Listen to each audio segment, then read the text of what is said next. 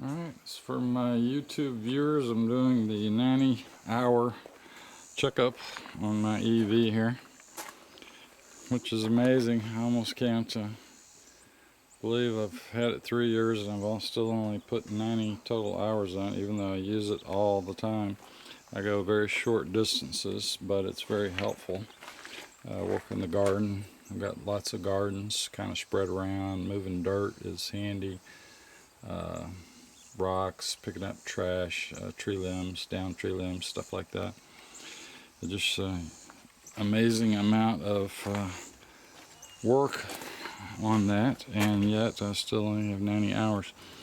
One of my big concerns is the battery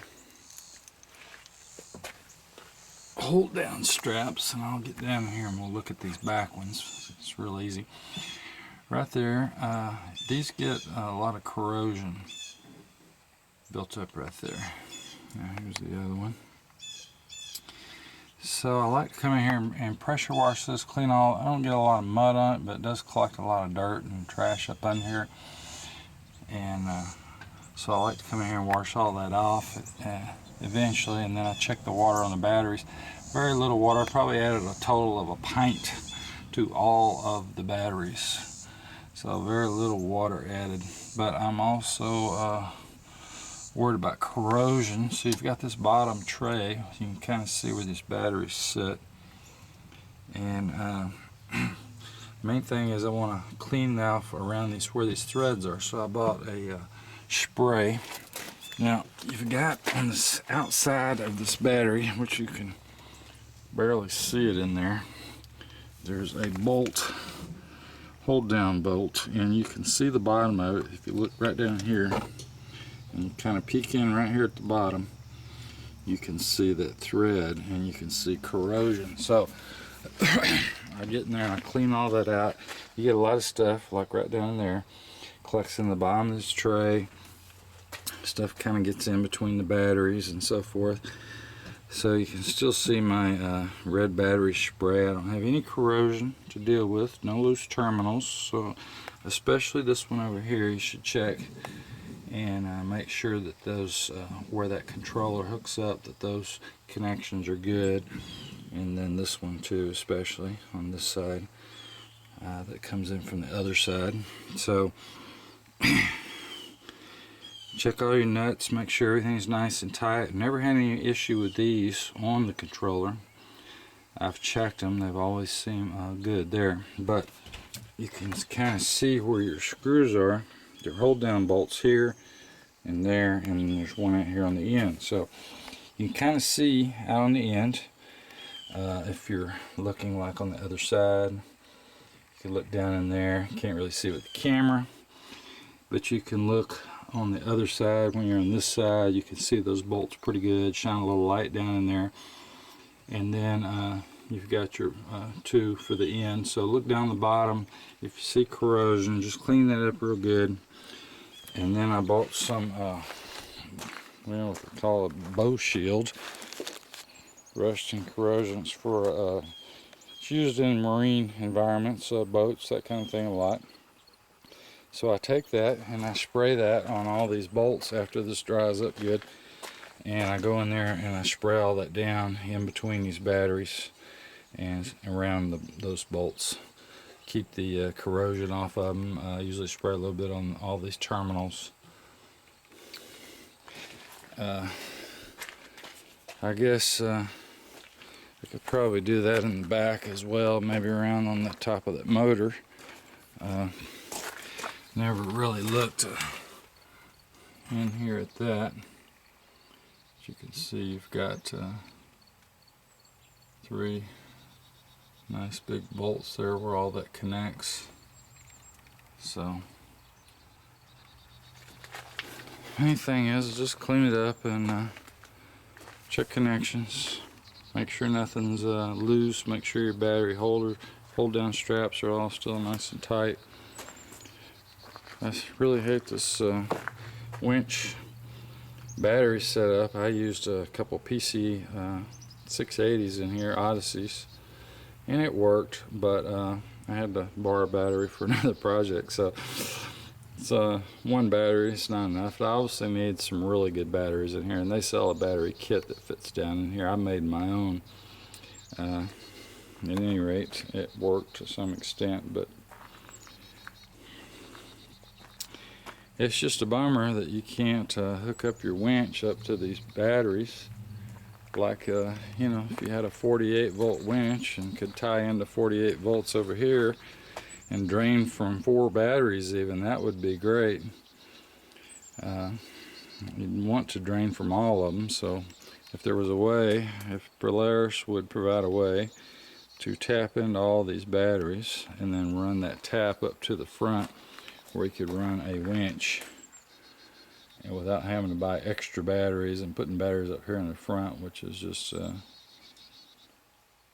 not a great idea, but I guess that's the only way to do it. Haven't had any problems, no electrical issues or anything at all. Even the tires at 90 hours barely look like they're worn. But I drive on dirt and mostly out here on the yard, so I really love the fact that these tires don't tear up the grass at all. I mean, I run back and forth across that grass all the time, and you can barely even see where I've been. So they're real good about not tearing things up, and I like that. Most of the people I've driven in it, ridden in it, go out and climb hills with it. They're really amazed that it goes as fast as it does and handles good. It doesn't seem to want to tip over. Everybody's worried about that, but I guess we have so much weight down low that it just doesn't seem to have an issue there. Never had it up on 2 wheels or even felt like it was going to get up on 2 wheels. And I've been on some pretty sharp hills with it, transversing. Really good climbing, especially rocky. We have a lot of rocks and stuff out here in Missouri, so really good climbing up steep hills that are rocky and slippery because it doesn't let the tires slide. So that's about all I got to report. No problems, and so far the wife still loves it.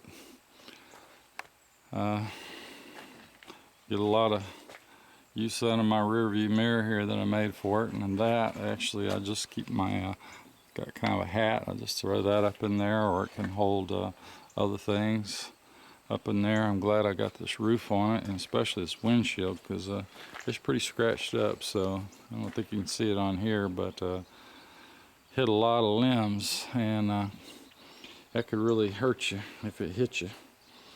So the windshield's a great idea. And other than that, everything's working good. The only thing that I think is a little weak on it is the parking brake. It works off this disc back here on the front of the motor, which is that piece right there. I've adjusted it up, and it pulls tight, but it's always seemed to hold. But if it was on something pretty steep, I don't know if it would do that. So it would be nice if you could lock those up solid somehow. I don't know. It's working. I haven't really got a complaint with it. Everything's holding up. Nothing's got any wear or broke on it, or none of the plastic is busted. And we put dirt and rocks and carry soil in the back of this thing on practically a daily basis, at least a weekly basis. Got black walnuts, and yeah, I put 500 pounds, 600 pounds back here, and it you can tell it loads it down, but it doesn't seem to have any real problems. So far, success. Kind of thinking maybe putting some panels up on solar panels on it up on top, but I don't really want to let it sit out. I don't leave it sitting outside unless I'm using it. So I don't know if that's really worth the effort. So I probably won't do that. I try to keep it out of the sun, keep it inside as much as possible. So that's all I got to report at this time. I Haven't really heard of anybody being disappointed in their purchase. Just mainly some people that bought the 2011 models had problems with the controller. This is a 2010. I have no problems whatsoever with it. So I did actually overheat the motor on it one time, and it gave me the little wrench. But funny thing is I wasn't really going. Got your little indicator here, so it popped up on the indicator. Wasn't actually going fast or doing any of that. I was actually going slow, but I was creeping along, just playing around off-road, and probably after I don't know, hour and a half or so, it said it was hot. So I just sat out there for a while until it cooled off, and took back off and had no more problem with it. So I was actually running it off and on at very slow speed, in first and low, I should say.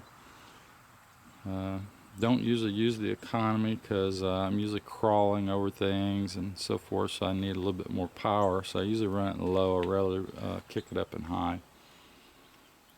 Usually just to show people how fast it will go. You definitely wouldn't want to make fast turns in it at top speed. It's not up for that. But just out on surfaces where you can go that fast, it buzzes right along, no problem. So that's all I got to report.